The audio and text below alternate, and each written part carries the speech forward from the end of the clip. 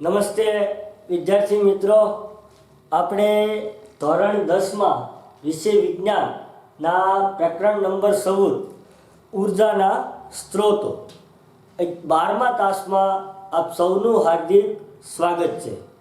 વિદ્યાર્થી મિત્રો, આપણે ગયા તાસમાં ભૂતાપીય ઉર્જા વિશે ચર્ચા કરી હતી।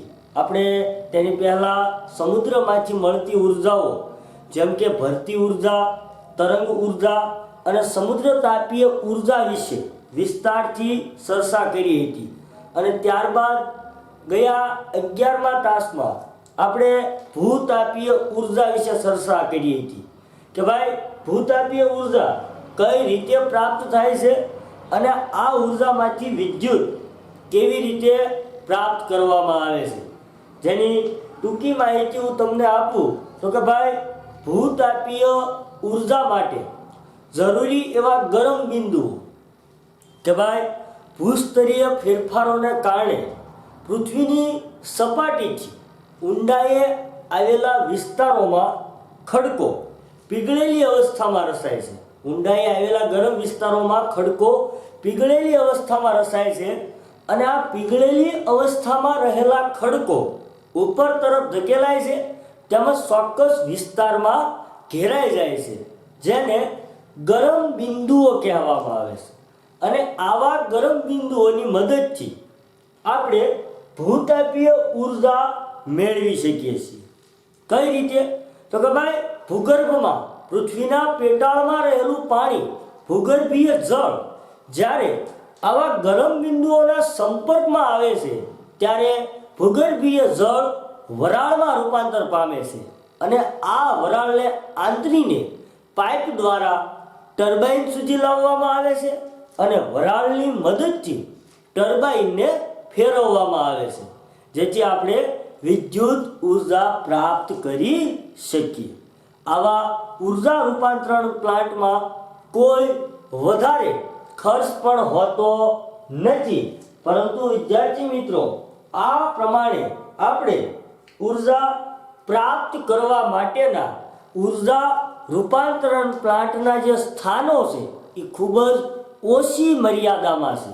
એટલે કે ભૂતાપીય ઉર્જા જેવા સ્થળોએ મળતી હોય તેવા સ્થાનો ખૂબ જ ઓછી માત્રામાં હોય છે, જેથી વ્યાપારી ધોરણે આપણે યોગ્ય જગ્યાએ તેનો ઉપયોગ કરી શકતા નથી અથવા તો ખૂબ જ ઓછી માત્રામાં ઉપયોગ કરીએ છીએ। ભૂતાપીય ઉર્જા રૂપાંતરણ પ્લાન્ટ ક્યાં આવેલા છે? તો કે ન્યૂઝીલેન્ડ અને USA યુનાઇટેડ સ્ટેટ ઓફ અમેરિકામાં આવા ભૂતાપીય ઉર્જાની મદદથી વિદ્યુત ઉર્જા મેળવવા માટેના પ્લાન્ટ આવેલા છે। હવે આગળ આપણા ઉર્જાના સ્ત્રોતોના પ્રકરણમાં બિન પરંપરાગત ઉર્જાના સ્ત્રોતોમાં છેલ્લી ઉર્જા એટલે કે ન્યુક્લિયર ઉર્જા। વિદ્યાર્થી મિત્રો, ન્યુક્લિયર ઉર્જા જેની મદદથી આપણે વિપુલ માત્રામાં ઉર્જા મેળવી શકીએ છીએ, પરંતુ આ પદ્ધતિથી ઉર્જા મેળવ્યા બાદ ઉત્પન્ન થતો કચરો ઘણો બધો વિનાશકારી હોય છે। આજે આપણે વિદ્યાર્થી મિત્રો ન્યુક્લિયર ઉર્જા વિશે વિસ્તારથી ચર્ચા કરીશું કે ભાઈ ન્યુક્લિયર ઉર્જા કઈ રીતે પ્રાપ્ત કરવામાં આવે છે। તો જોઈએ ન્યુક્લિયર ઉર્જા। વિદ્યાર્થી મિત્રો, ન્યુક્લિયર ઉર્જા કઈ રીતે પ્રાપ્ત થાય છે? તો કે ન્યુક્લિયર ઉર્જા પ્રાપ્ત કરવા માટે એક ન્યુક્લિયર વિખંડનની પ્રક્રિયા થાય છે। આ ન્યુક્લિયર વિખંડનની પ્રક્રિયાથી ઉર્જા પ્રાપ્ત થાય છે અને આ ઉર્જાની મદદથી આપણે વરાળ ઉત્પન્ન કરી શકીએ છીએ। જોજો વિદ્યાર્થી મિત્રો, આ તમામ પ્રકારની ભૂતાપીય ઉર્જા હોય કે ન્યુક્લિયર ઉર્જા હોય તેમાં કોન્સેપ્ટ ક્લિયર એક જ છે। વરાળની મદદથી ટર્બાઇનને ફેરવવું। વરાળ તમે કોની મદદથી બનાવો છો તેના અલગ અલગ સ્ત્રોતો છે, જેમ કે ભૂતાપીય ઉર્જામાં વરાળ જે છે એ ગરમ બિંદુઓ દ્વારા બને છે। ભૂગર્ભીય જળની વરાળ બનાવવા માટે આપણે પીગળેલી અવસ્થામાં રહેલા ખડકોનો ઉપયોગ કરીએ છીએ। જ્યારે અહીં તો કે વરાળ માટે આપણે ન્યુક્લિયર ઉર્જાનો ઉપયોગ કરીશું. ન્યુક્લિયર ઉર્જાની મદદથી વરાળ ઉત્પન્ન કરી શકાય અને એ વરાળનો ઉપયોગ આપણે વિદ્યુત ઉર્જા ઉત્પન્ન કરવા માટે કરી શકીએ છીએ.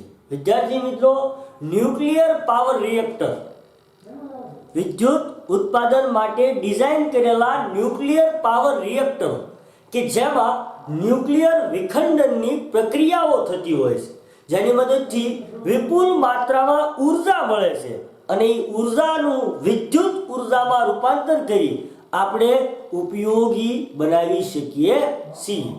તો ફરી એકવાર કહું છું કે ન્યુક્લિયર ઉર્જા માટે જરૂરી છે ન્યુક્લિયર વિખંડન પ્રક્રિયા. આ ન્યુક્લિયર વિખંડન એટલે શું? તો કે પ્લુટોનિયમ, થોરિયમ અને યુરેનિયમ જેવા ભારે પરમાણુઓ પર ઓછી ઉર્જા ધરાવતા ન્યુટ્રોનનો મારો ચલાવવામાં આવે, જેથી ન્યુટ્રોનનો મારો કરવામાં આવે, જેથી ત્યાંનું હલકા દળના ન્યુક્લિયસમાં રૂપાંતરણ થાય અને જેની મદદથી આપણને વિપુલ માત્રામાં ઉર્જા મળે. આવી એક ન્યુક્લિયર વિખંડનની પ્રક્રિયા કે જેની મદદથી આપણે ન્યુક્લિયર ઉર્જા મેળવી શકીએ છીએ કે ભાઈ યુરેનિયમ, પ્લુટોનિયમ અને થોરિયમ જેવા ભારે પરમાણુઓના ન્યુક્લિયસ પર ઓછી ઉર્જા ધરાવતા ન્યુટ્રોનનો મારો ચલાવીને તેનું હલકા ન્યુક્લિયસમાં વિભાજન કરવાની પ્રક્રિયાને ન્યુક્લિયર વિખંડન પ્રક્રિયા કહેવામાં આવે છે. આ ન્યુક્લિયર વિખંડન પ્રક્રિયા દરમિયાન કોઈ એક ભારે પરમાણુ જેના ન્યુક્લિયસ પર ઓછા ઉર્જા ધરાવતા ન્યુટ્રોનનો મારો ચલાવો એટલે એનું બે હલકા ન્યુક્લિયસમાં વિભાજન થાય અને જ્યારે આ વિભાજન થાય છે ત્યારે તેની સાથે સાથે આપણને ઉર્જા પણ પ્રાપ્ત થાય છે અને એ ઉર્જાનો ઉપયોગ આપણે આગળ વિદ્યુત ઉત્પન્ન કરવા માટે કરી શકીએ છીએ. હવે આ ન્યુક્લિયર ઉર્જા આપણને ક્યારે પ્રાપ્ત થાય? તો કે ભાઈ ન્યુક્લિયર વિખંડનની પ્રક્રિયા દરમિયાન મળતી જે નિપજો છે એ મળતી બે નિપજોનું જે દળ છે એ મૂળ પ્રક્રિયક જે હોય કે જેનું તમે વિખંડન કરો છો એ મૂળ પ્રક્રિયકના ન્યુક્લિયસના દળ કરતાં ઓછું હોવું જોઈએ. એટલે કે મળતી બે નિપજોના ન્યુક્લિયસનું દળ એ મૂળ નિપજોના મૂળ ન્યુક્લિયસના દળ કરતાં ઓછું હોવું જોઈએ અથવા મળતી બે નિપજોનું ન્યુક્લિયસના દળ કરતાં મૂળ ન્યુક્લિયસનું દળ વધારે હોય તો જ આવું શક્ય બને છે કે જેથી આપણે વિખંડનની પ્રક્રિયા દરમિયાન ન્યુક્લિયર ઉર્જા પ્રાપ્ત કરી શકીએ છીએ. હું તમને વિદ્યાર્થી મિત્રો લેખિત સ્વરૂપે વિસ્તારથી સમજાવું કે જેથી તમે સમજી શકો સરળતાથી.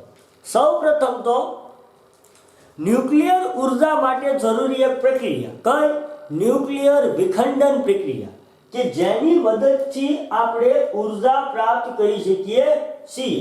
જોઈએ આપણે ન્યુક્લિયર વિખંડન પ્રક્રિયા કે ભાઈ થોરિયમ, યુરેનિયમ અને પ્લુટોનિયમ, થોરિયમ, યુરેનિયમ અથવા આ ત્રણમાંથી કોઈ પણ ભારે પરમાણુ તમે લઈ શકો.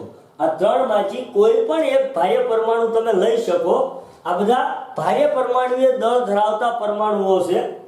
થોરિયમ, યુરેનિયમ અથવા પ્લુટોનિયમ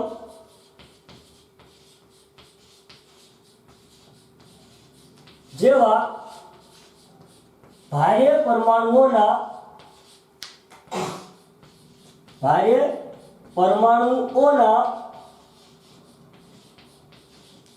ન્યુક્લિયસ પર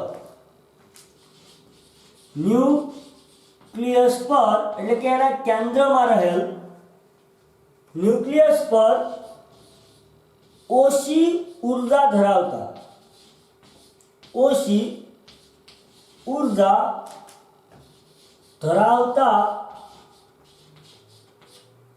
ન્યુટ્રોનનો, આપણે સૌ જાણીએ છીએ ન્યુટ્રોનને વિદ્યાર્થી મિત્રો, ઓછી ઉર્જા ધરાવતા ન્યુટ્રોનનો મારો સળાવતા એટલે કે ન્યુટ્રોનનો મારો કરતા આ પરમાણુઓનું, આ ભારે પરમાણુઓનું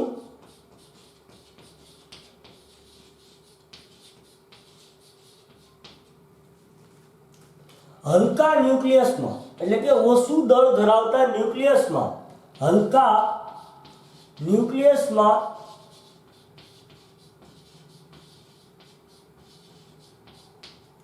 વિભાજન થવાની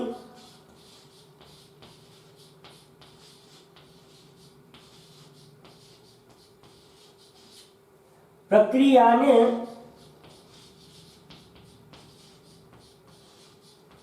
ન્યુક્લિયર વિખંડન, વિખંડન એટલે કે ખંડન થવું, એક પરમાણુમાંથી બે ન્યુક્લિયસ છૂટા પડે, ન્યુક્લિયર વિખંડન પ્રક્રિયા કહે છે. અને મુખ્યત્વે આ જ પ્રક્રિયાની મદદથી ન્યુક્લિયર ઉર્જા ઉત્પન્ન કરવામાં આવે છે. ફરી એકવાર કહું, પ્લુટોનિયમ, યુરેનિયમ અથવા થોરિયમ જેવા ભારે પરમાણુના ન્યુક્લિયસ પર ઓછી ઉર્જા ધરાવતા ન્યુટ્રોનનો મારો ચલાવી તેનું હલકા ન્યુક્લિયસમાં વિભાજન કરવાની પ્રક્રિયાને ન્યુક્લિયર વિખંડન પ્રક્રિયા કહેવામાં આવે છે. વિદ્યાર્થી મિત્રો, આ વિખંડન પ્રક્રિયા દ્વારા ખૂબ જ વધારે માત્રામાં ઉર્જા મુક્ત થાય છે. આ પ્રક્રિયાથી વિપુલ માત્રામાં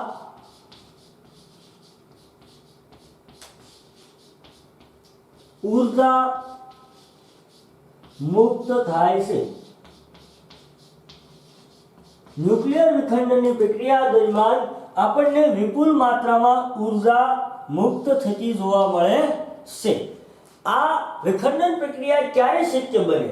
તો કે ભાઈ, જો નિપજોમાં મળતા બે ન્યુક્લિયસના સ્વતંત્ર દળના સરવાળા કરતા મૂળ ન્યુક્લિયસનું દળ વધારે હોય તો જ આવું શક્ય બને. તમે કોઈ એક ભારે પરમાણુ લ્યો છો, એના પર ન્યુટ્રોનનો મારો ચલાવો છો અને એનું હલકા બે ન્યુક્લિયસમાં રૂપાંતર થાય, તો એ બે હલકા ન્યુક્લિયસનું સ્વતંત્ર દળનો સરવાળો એ મૂળ ન્યુક્લિયસ કરતાં ઓછું હોવું જોઈએ, અથવા તો બે હલકા ન્યુક્લિયસના સ્વતંત્ર દળના સરવાળા કરતાં મૂળ ન્યુક્લિયસનું દળ વધારે હોવું જોઈએ. દાખલા તરીકે કોઈ એ છે, આ ભારે પરમાણુ છે, જેની ન્યુક્લિયર વિખંડનની પ્રક્રિયા દરમિયાન આપણને બી અને સી એવા બે હલકા ન્યુક્લિયસ મળે. ઉદાહરણ સ્વરૂપે છે માત્ર કે ભાઈ, દાખલા તરીકે કોઈ એ ભારે પરમાણુ છે, કોઈ થોરિયમ હોય કે યુરેનિયમ હોય કે પ્લુટોનિયમ હોય. આ ભારે પરમાણુની વિખંડન પ્રક્રિયા થાય. વિખંડન એટલે છૂટું પડવું, વિભાજન થવું. વિખંડન પ્રક્રિયા થઈ, આમાંથી જો બે હલકા ન્યુક્લિયસ છૂટા પડતા હોય તો આ બંનેનું દળ જે છે, જો બે નિપજમાં મળતા ન્યુક્લિયસના સ્વતંત્ર દળના સરવાળા કરતા આ મૂળ નિપજનું દળ આ મૂળ ન્યુક્લિયસનું દળ વધારે હોય તો જ આ વિખંડન પ્રક્રિયા શક્ય બને છે. એટલે કે આ જે મૂળ જે છે, આ મૂળ ન્યુક્લિયસનું દળ કેવું હોવું જોઈએ? વધારે.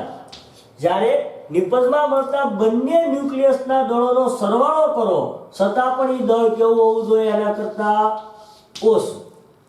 જો બે નિપજ ન્યુક્લિયસના સ્વતંત્ર દળના સરવાળા કરતા મૂળ ન્યુક્લિયસનું દળ વધારે હોય તો જ આવું થાય છે. એટલે કે તો જ આવું શક્ય બને કે ન્યુક્લિયર વિખંડનની પ્રક્રિયા થાય અને ઉર્જા મુક્ત થાય. એટલે આ એક લાક્ષણિકતા છે. ન્યુક્લિયર વિખંડનની પ્રક્રિયા દરમિયાન મળતી નિપજોના ન્યુક્લિયસનું દળ કરતા મૂળ ન્યુક્લિયસનું દળ વધારે હોવું જોઈએ. એટલે કે આ પ્રક્રિયા કહેવાય જેની દ્વારા તમે પ્રક્રિયા કરો નિપજો મેળવો. એટલે ભાઈ ટૂંકમાં હું તમને સાવ સાદી ભાષામાં કહું તો નિપજોના કુલ દળ કરતા પ્રક્રિયકનું દળ વધારે હોવું જોઈએ. નિપજોના કુલ દળ કરતા પ્રક્રિયકોનું દળ વધારે હોવું જોઈએ. શા માટે? જો પ્રક્રિયકોનું દળ વધારે છે, આનું દળ ઓછું હશે તો જ કોઈ ઉર્જા છૂટી પડશે. તો આપણે કોઈ ઉર્જા છૂટી પડશે અને આ ઉર્જાનો ઉપયોગ આપણે વરાળ બનાવવા માટે અને વરાળની મદદથી વિદ્યુત ઉત્પન્ન કરવા માટે કરી શકીશું. એટલે ખાસ યાદ રાખજો વિદ્યાર્થી મિત્રો, મળતી બે નિપજોના ન્યુક્લિયસનું દળ એ મૂળ ન્યુક્લિયસ કરતા ઓછું અથવા તો મળતી બે ન્યુક્લિયસના સ્વતંત્ર દળના સરવાળા કરતા મૂળ ન્યુક્લિયસનું દળ વધારે હોવું જોઈએ. તો જ આ શક્ય બને છે. નથી આપું છું વિદ્યાર્થી મિત્રો કે ભાઈ જો બે નિપજ ન્યુક્લિયસના સ્વતંત્ર દળના સરવાળા કરતા મૂળ ન્યુક્લિયસનું દળ વધારે હોય તો જ આવું શક્ય બને છે. યાદ રાખજો વિદ્યાર્થી મિત્રો, લખી દઉં છું, લખાણ સ્વરૂપે તમને વધારે યાદ રહેશે. બાકી તમે બંને રીતે બોલી શકો. તમે એમ પણ બોલી શકો કે મળતી બે નિપજોના ન્યુક્લિયસના સ્વતંત્ર દળના સરવાળા કરતા મૂળ ન્યુક્લિયસનું દળ વધારે હોવું જોઈએ. શબ્દો પકડજો. અથવા એમ પણ બોલી શકો કે મળતી નિપજોના ન્યુક્લિયસના દળનો સરવાળો એ મૂળ ન્યુક્લિયસના દળ કરતા ઓછું હોવું જોઈએ. બંને રીતે બોલી શકો. લખવાનું તમારે છે, તમે કઈ રીતે લખો. કોન્સેપ્ટ ક્લિયર રહેવો જોઈએ, લાક્ષણિકતા ચોખ્ખી હોવી જોઈએ. શું લખી શકું કે ભાઈ જો બે નિપજ, ચોકસાઈપૂર્વક શબ્દો ઉપર ધ્યાન આપજો. જો બે નિપજ ન્યુક્લિયસના સ્વતંત્ર એટલે કે બંનેનું સ્વતંત્ર દળના સરવાળા એટલે કે બંનેનું જે સ્વતંત્ર દળ છે, જે નિપજો મળે એ નિપજોનો સ્વતંત્ર દળનો સરવાળો, સ્વતંત્ર દળના સરવાળા કરતા મૂળ ન્યુક્લિયસનું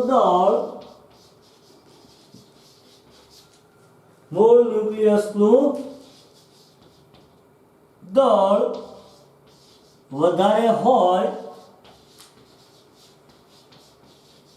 તો જ આવું થાય છે. જે ભારે પરમાણુઓના ન્યુક્લિયસ પર ન્યુટ્રોનનો મારો ચલાવો છો, જેની મદદથી બે હલકા ન્યુક્લિયસ તૈયાર થાય, આ હલકા ન્યુક્લિયસનું જે દળ છે એની કરતા મૂળ પરમાણુના ન્યુક્લિયસનું દળ વધારે હોવું જોઈએ. તો જ આવું શક્ય બને છે. હવે વિદ્યાર્થી મિત્રો, આપણે જોયું કે ન્યુક્લિયર વિખંડનની પ્રક્રિયા દરમિયાન વિપુલ માત્રામાં ઉર્જા મુક્ત થાય છે. તો કે ભાઈ કેવી ઉર્જા મુક્ત થાય અથવા તો કેટલી ઉર્જા મુક્ત થાય? તો હું તમને એક ઉદાહરણ આપું, સાંભળજો. જો કોઈ એક યુરેનિયમનો પરમાણુ લેવામાં આવે અને યુરેનિયમના પરમાણુનું ન્યુક્લિયર વિખંડન બાદ જે ઉર્જા પ્રાપ્ત થાય, યુરેનિયમના એક પરમાણુના ન્યુક્લિયર વિખંડન બાદ પ્રાપ્ત થતી ઉર્જા એ કોઈ કોલસાના એક કાર્બન પરમાણુના દહનથી પ્રાપ્ત થતી ઉર્જા કરતા 10 મિલિયન ગણી વધારે હોય. કેટલી બધી? 10 મિલિયન ગણી વધારે હોય છે. તમે જોઈ શકો છો કેટલા ગણી વધારે, 10 મિલિયન ગણી વધારે હોય. વિદ્યાર્થી મિત્રો, 10 મિલિયન ગણી વધારે ઉર્જા પ્રાપ્ત થાય છે આપણને, એટલે કે લાખો ગણી ઉર્જા આપણને વધારે પ્રાપ્ત થાય છે જો બે ન્યુક્લિયસ જે છે એમાંથી ઉદાહરણ સ્વરૂપે હું તમને એમ કહું કે ખાલી એક યુરેનિયમનો એક પરમાણુ જે ઉર્જા પ્રાપ્ત કરે છે અને કાર્બનનો એક પરમાણુ જે ઉર્જા પ્રાપ્ત કરે એની કરતા આ યુરેનિયમના પરમાણુ જે છે એ 10 મિલિયન ગણી વધારે ઉર્જા પ્રાપ્ત કરે, જેના પરથી તમે કહી શકો કે ન્યુક્લિયર વિખંડનની પ્રક્રિયા દ્વારા આપણને કેટલી વિપુલ માત્રામાં ઉર્જા પ્રાપ્ત થતી હશે. બંનેના એક પરમાણુ લ્યો, એક યુરેનિયમનો પરમાણુ લ્યો અને એક તમે કાર્બન પરમાણુ લ્યો, તો કાર્બન પરમાણુ જે ઉર્જા પ્રાપ્ત કરે તેનાથી 10 મિલિયન ગણી વધારે કોણ ઉર્જા પ્રાપ્ત કરે? યુરેનિયમ. તો આપણે વાત કરીએ કે ભાઈ કેટલા પ્રમાણમાં કોણ ઉર્જા પ્રાપ્ત કરે અને કેટલી વિપુલ માત્રામાં ઉર્જા પ્રાપ્ત કરે, તો કે યુરેનિયમના એક પરમાણુના વિખંડન દરમિયાન મળતી ઉર્જા યુરેનિયમના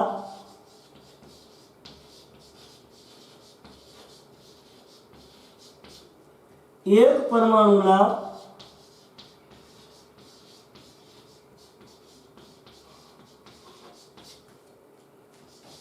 વિખંડનથી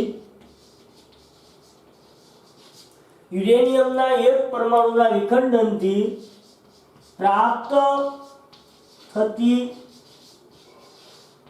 ઉર્જા એ કોલસાના એક કાર્બન પરમાણુના દહનથી પ્રાપ્ત થતી ઉર્જા કરતા 10 મિલિયન ગણી વધારે હોય છે. વિદ્યાર્થી મિત્રો ખ્યાલ છે 1 મિલિયન એટલે કેટલા? 1 મિલિયન એટલે 10 લાખ. કેટલા? 1 મિલિયન એટલે 10 લાખ. અહીંયા તો 10 મિલિયન એટલે કે 100 લાખ. 100 લાખ એટલે 1 કરોડ ગણી. યુરેનિયમનો એક પરમાણુ અને કાર્બનના 1 કરોડ પરમાણુ, યુરેનિયમનો એક પરમાણુ જેટલી ઉર્જા પ્રાપ્ત કરે એટલી ઉર્જા જો તમારે પ્રાપ્ત કરાવી હોય તો કોલસાના કાર્બનના 1 કરોડ પરમાણુ લેવા પડે. 10 મિલિયન ગણી. 1 મિલિયન એટલે 10 લાખ, 10 મિલિયન એટલે 1 કરોડ થાય. એટલે વિદ્યાર્થી મિત્રો આના પરથી તમે જોઈ શકો છો, જાણી શકો છો કે ભાઈ આ થોરિયમ, યુરેનિયમ અને પ્લુટોનિયમ જેવા પરમાણુઓ કે જેનું ન્યુક્લિયર વિખંડન પ્રક્રિયા દરમિયાન જે ન્યુક્લિયર ઉર્જા પ્રાપ્ત કરવામાં આવે છે એ ખૂબ જ વિપુલ માત્રામાં આપણે ઉર્જા પ્રાપ્ત કરીએ છીએ. યુરેનિયમના એક પરમાણુના વિખંડનથી પ્રાપ્ત થતી ઉર્જા એ કોલસાના એક કાર્બન પરમાણુના દહનથી પ્રાપ્ત થતી ઉર્જા કરતા 10 મિલિયન ગણી વધારે હોય છે. એટલે કે 1 કરોડ જેટલી, 100 લાખ જેટલી, લાખો ગણી વધારે ઉર્જા પ્રાપ્ત થાય યુરેનિયમના એક પરમાણુથી કાર્બન કરતા.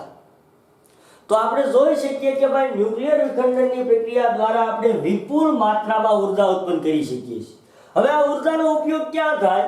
તો કે વિદ્યુત ઉત્પાદન માટે ડિઝાઇન કરેલા ન્યુક્લિયર રિએક્ટરોમાં વિખંડન સાંકળ પ્રક્રિયા વડે ન્યુક્લિયર બળતણોમાંથી નિયમિત દરે ન્યુક્લિયર ઉર્જા પ્રાપ્ત કરવામાં આવે છે અને આ ન્યુક્લિયર ઉર્જાની મદદથી વરાળ બનાવવામાં આવે છે અને આ વરાળની મદદથી ટર્બાઇન ફેરવીને વિદ્યુત ઉર્જા ઉત્પન્ન કરવામાં આવે છે.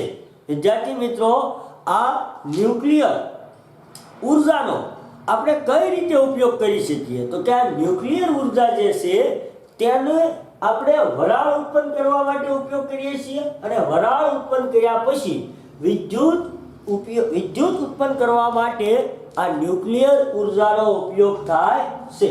તો વિદ્યાર્થી મિત્રો આપણે જોઈએ કે ભાઈ આ ન્યુક્લિયર ઉર્જાની મદદથી આપણે કઈ રીતે અન્ય ઉર્જાઓ પ્રાપ્ત કરીએ છીએ. વિદ્યાર્થી મિત્રો ખાસ આ 3 મુદ્દાઓ અને હજી એક મુદ્દો આવે છે જે હું આ મુદ્દો ભૂસીને લખું છું હમણાં. વિદ્યાર્થી મિત્રો અહીં હું જે પણ માહિતી લખું છું એમાં ખાસ કરીને બોર્ડ પર જેમાં વિવિધ વ્યવસ્થિત મુદ્દાઓ પાડી હું તમામ બાબતોને સમજાવું છું, જેથી આશા રાખું છું કે તમે પણ જ્યારે ટેસ્ટમાં કે કોઈ પેપરમાં પ્રશ્ન પૂછવામાં આવે તો આ રીતે મુદ્દાઓ પાડીને દરેક પ્રશ્નોના જવાબ સચોટ અને સાચી રીતે લખો. અહીં તમામ માહિતીઓ આવે છે વિદ્યાર્થી મિત્રો. આમાં તો જોઈએ આપણે ન્યુક્લિયર ઉર્જા કઈ રીતે પ્રાપ્ત થઈ તો જોયું, પણ આ ન્યુક્લિયર ઉર્જાનો ઉપયોગ આપણે રિએક્ટરમાં કઈ રીતે કરીએ છીએ અને ન્યુક્લિયર ઉર્જાથી આપણે અન્ય ઉર્જા કઈ રીતે પ્રાપ્ત કરીએ છીએ. તો કે ભાઈ વિદ્યુત ઉત્પાદન માટે ખાસ પ્રકારના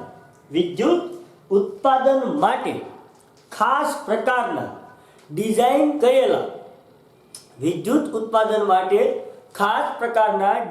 કરેલા ન્યુક્લિયર પાવર રિએક્ટર ભારત દેશમાં પણ ઘણા બધા રાજ્યોમાં આવા ન્યુક્લિયર પાવર રિએક્ટરો આવેલા છે, જેના વિશે પણ આપણે આગળ ચર્ચા કરવાના છીએ. આપણા ગુજરાતમાં પણ એક ન્યુક્લિયર પાવર રિએક્ટર કાકરાપાર ખાતે આવેલું છે. વિદ્યાર્થી મિત્રો શું આ ન્યુક્લિયર પાવર રિએક્ટરમાં તો કે ન્યુક્લિયર વિખંડનની પ્રક્રિયા થાય એટલે શું ઉત્પન્ન થાય છે?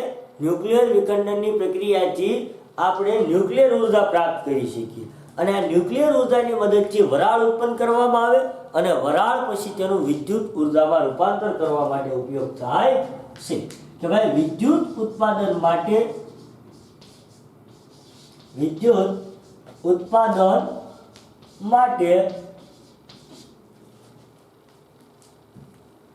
ડિઝાઇન કરેલ એટલે કે ખાસ પ્રકારના બનાવવામાં આવેલ ડિઝાઇન કરેલ ન્યુક્લિયર રિએક્ટર કહેવામાં આવે અથવા તો ન્યુક્લિયર પાવર રિએક્ટરમાં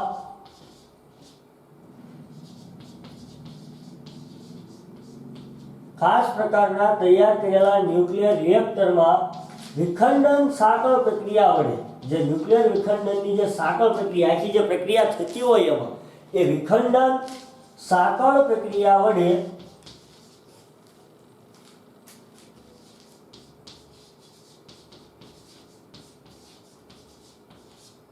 ન્યુક્લિયર બળતણોનું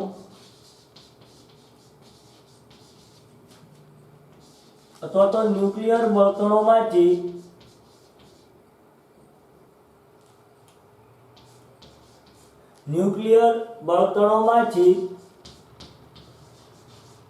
ઉર્જા પ્રાપ્ત થાય છે.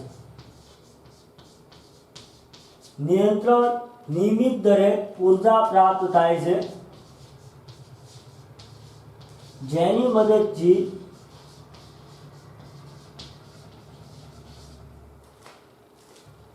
વરાળ ઉત્પન્ન કરી શકાય છે. એ ઉર્જાની મદદથી શું કરી શકાય છે?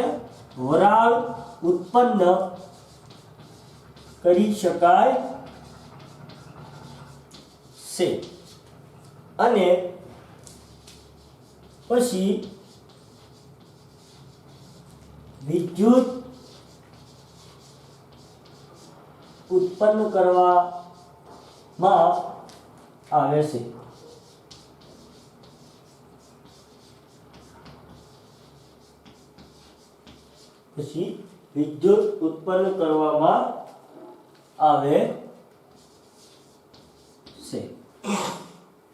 વિદ્યાર્થી મિત્રો વિદ્યુત ઉત્પાદન માટે ડિઝાઇન કરેલા ખાસ પ્રકારના ન્યુક્લિયર પાવર વિખંડન પ્રક્રિયામાં વિખંડન સાંકળ પ્રક્રિયા વડે ન્યુક્લિયર બળતણમાંથી ઉર્જા મુક્ત થાય છે.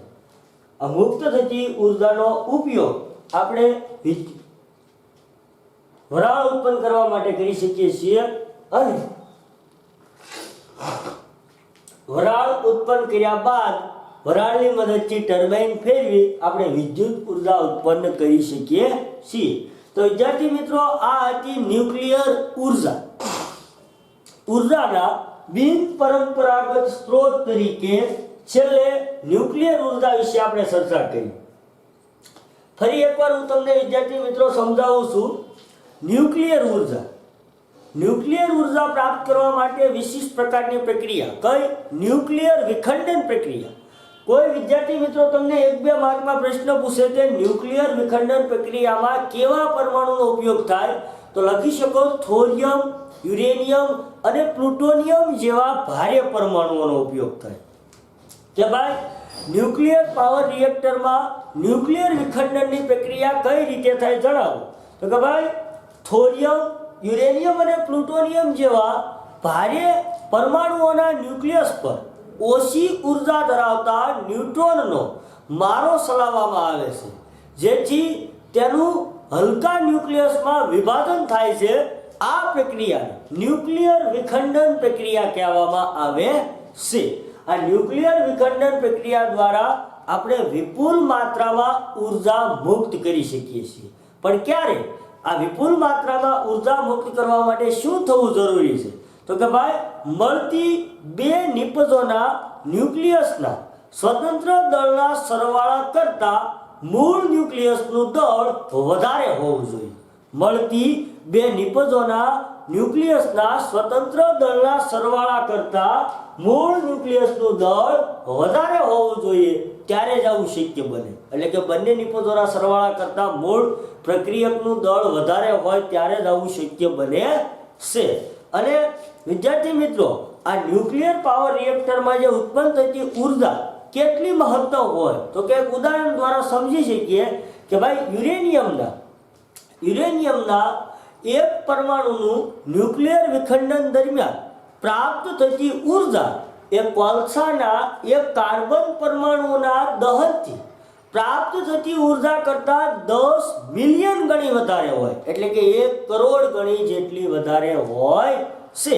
આ પ્લાન્ટ કઈ રીતે કાર્ય કરે છે? તો કે ભાઈ વિદ્યુત ઉત્પાદન માટે ખાસ પ્રકારના ડિઝાઇન કરેલ ન્યુક્લિયર પાવર રિએક્ટરોમાં વિખંડન સાંકળ પ્રક્રિયા વડે ન્યુક્લિયર બળતણોમાંથી નિયમિત દરે ન્યુક્લિયર ઉર્જા પ્રાપ્ત થાય છે. અને આ ન્યુક્લિયર ઉર્જાની મદદથી વરાળ ઉત્પન્ન થાય છે. વરાળ બનાવવા માટે ઉપયોગ થાય છે. અને વરાળની મદદથી વિદ્યુત ઉર્જા ઉત્પન્ન કરી શકાય છે. તો આ છે વિદ્યાર્થી મિત્રો ન્યુક્લિયર ઉર્જા.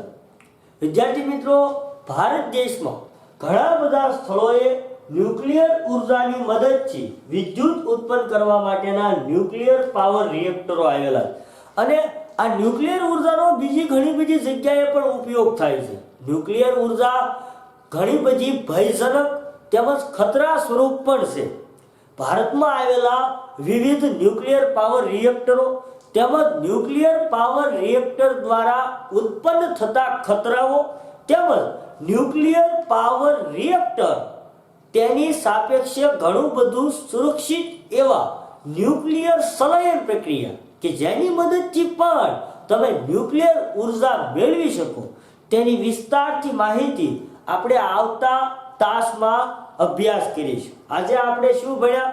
ન્યુક્લિયર ઉર્જા કઈ રીતે પ્રાપ્ત થાય છે, કેવા પ્રકારની પ્રક્રિયાઓ થાય છે અને કેવા ભારે પરમાણુઓનો ઉપયોગ થાય છે તેના વિશે ચર્ચા કરી.